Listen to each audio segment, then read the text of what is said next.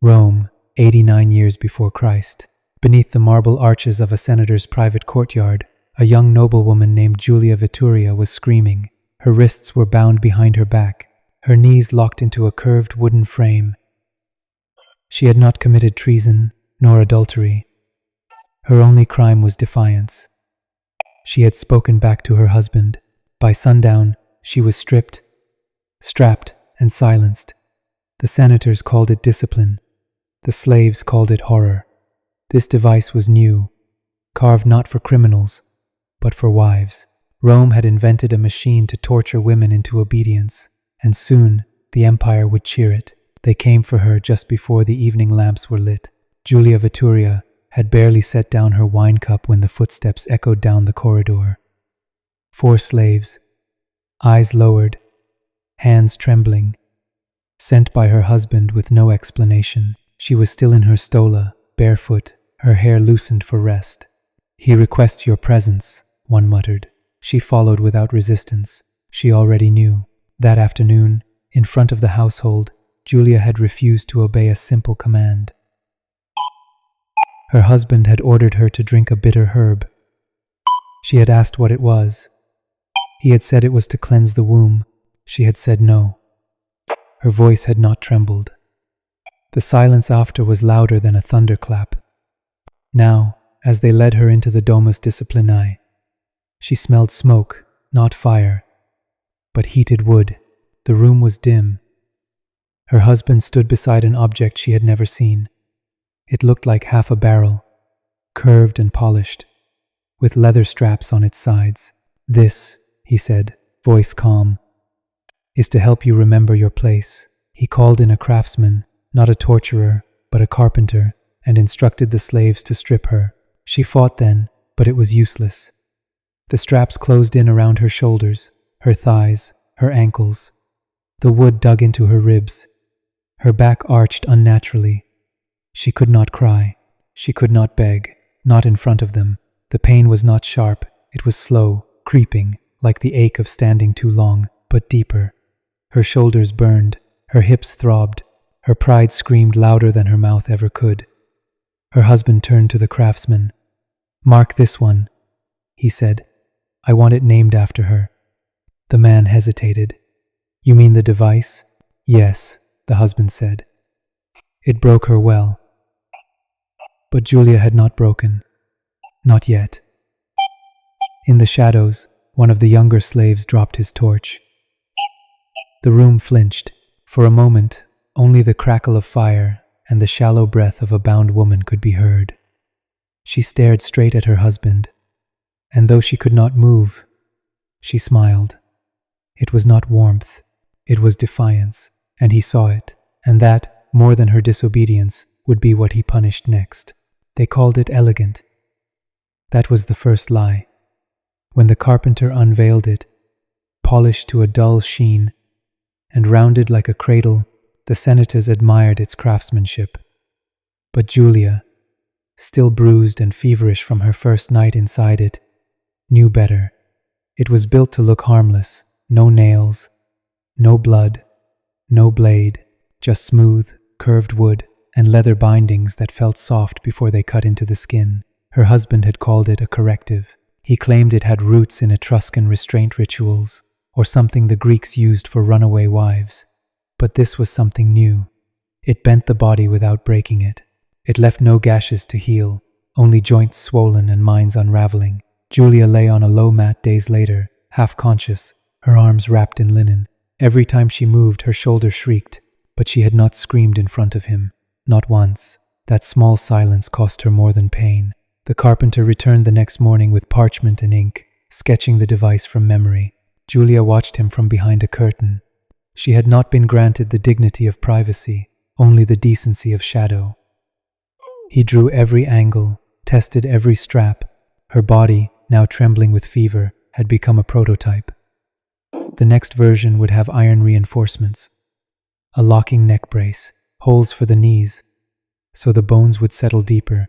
Her husband had already sent word to another magistrate. "She taught me how to make them yield," he had said. The phrase burned deeper than the bruises. Word spread quickly in Rome's upper houses. Not in public. of course only in whispers shared between stewards and secretaries, in bathhouses and brothels. Men who could not control their wives now wanted one of their own, not a new wife, a new device.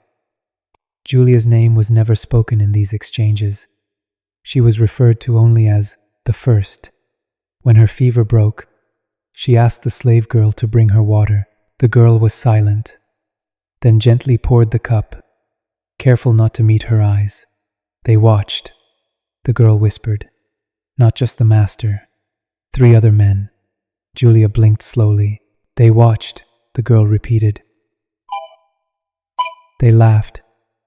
The cup slipped from Julia's hands. She said nothing. Not yet. Her body was still too weak to stand. But her mind was sharpening. Somewhere in the walls of that house, a carpenter's blueprints were being copied again. Somewhere else, another wife had just spoken back. And soon, another scream would rise behind a marble arch. Julia could not stop the spread, but she could remember every face that smiled while she suffered. And if Rome wanted a spectacle, then perhaps she would give them one they could never forget. The room was warm with wine and whispers. Golden oil lamps flickered against the columns, casting long shadows across the marble floor. Julia stood behind a curtain, her breath shallow, her wrists trembling. She had been cleaned, dressed, and painted not for dignity, but for display. Her husband's voice echoed from the atrium. He was hosting senators tonight, men who drank deeply, laughed easily, and brought no wives. The device stood at the center of the room, polished and waiting. The new model. It was taller now, with metal clasps and a carved step for forced kneeling. They called it Disciplinaria Veturia, the Veturian discipline. No one mentioned the woman it was named after, but everyone glanced toward the curtain. A steward pulled it back. Light spilled in. Julia stepped forward. She was not dragged this time. That was part of the show, to pretend she was willing. Her stomach twisted, her knees weakened, but she walked. Not for them, but for herself. She would not let them see fear. The silence in the room shifted as she approached the device. The senators leaned forward. One licked his lips, another chuckled. Julia's husband gestured. She paused. A slave girl knelt beside her, undid her belt, and let her stola fall. The room inhaled. Julia did not flinch. She mounted the device slowly, feeling the wood against her shins. The leather straps tightened, first around her thighs, then her wrists, then her neck. It forced her head down, spine curved, arms wrenched behind her. The pressure returned that familiar ache in her ribs, the silent scream in her shoulders. But she made no sound. Her husband raised his cup. "Observe the effect," he said. She was defiant. Now, obedient. The senators laughed. One offered a toast. Another placed a coin on the table. "I wager she breaks before the 2nd hour." More laughter. Julia could not see their faces, but she felt their eyes cold, entertained, alive. The fire cracked beside her. Sweat rolled down her cheek. She was no longer a wife. She was a demonstration, a performance, a warning. Time passed slowly. One senator approached and asked if she could speak. Her husband grinned. "Only if you untie her." The room roared. Julia's vision blurred, her jaw clenched. She did not break, not when they threw fruit at her feet, not when someone reached out and touched her back as if she were an object. She did not speak. She did not cry. And when they finally unbound her, long after the guests had stumbled home and the wine had run dry, she stood up on her own. Her legs shook, her mouth was bleeding, but her eyes, when she turned to her husband, were colder than the marble beneath her feet. "Did they enjoy it?" she asked. He blinked. "What?" "Your show." Then she smiled, small and sharp. "Next time let me choose the music." It was no longer a secret. The cradle, once hidden behind villa walls and whispered about in the corners of noble houses, had become a fixture of Rome's darker appetite. Word traveled fast through the lower forums, where cruelty was currency and pain drew crowds. By the time Julia heard the news, the device had been moved from private courtyards into public courts, then into the lesser arenas near the river's edge. They didn't use noblewomen anymore. That would have been scandalous. Instead, they chose slaves, widows, and women condemned for blasphemy or rebellion. The law called it re-education. The crowd called it theater. Julia stood beneath a linen canopy, watching as a girl no older than 16 was bound to a new version of the cradle. This one was iron-spined, curved higher, with holes along the sides for tools. The girl had stolen bread. That was her crime. But it was not food they wanted from her. It was sound. They fed on the moment a woman stopped struggling, the slow collapse of spirit, the silence between sobs. Julia felt sick. She had come because her husband insisted. He sat beside her in a shaded box with other officials, sipping wine and pointing out new modifications. They laughed when the girl begged. Julia did not speak. She did not flinch. But inside her chest, something was unraveling. Later that week, she was summoned again, this time not to be punished, but to participate. The governor of the province had requested a demonstration from the original subject, the one they called the first. She was told she would be escorted, dressed, and protected. She would not be harmed, not physically, but she knew what they wanted: a public performance, a reenactment, a final humiliation. She stared at the messenger and asked if she could speak to the crowd after. The man blinked, confused. "A statement," she said. "If they want to see the woman who made the cradle famous, they should hear her too," he promised to ask. 2 days later, Julia stepped into the arena. Not the Colosseum, not yet, but a smaller theater just outside the city walls.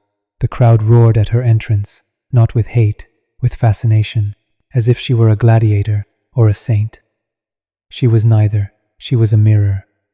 The device stood at the center, its iron gleaming in the sun. Julia approached slowly, one hand touching the leather strap. She did not mount it. Instead, she turned to the crowd. She opened her mouth, and then she laughed, loud, full, unbroken. The laughter startled the guards. The crowd shifted.